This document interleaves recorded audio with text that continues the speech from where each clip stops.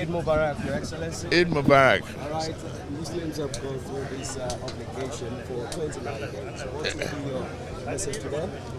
Well, we should give thanks to Almighty Allah. We saw the beginning, we started together, and we are ending together in good health and in happiness. In prayers for our country, for all our people. We should continue the good deed as taught by the holy month of Ramadan.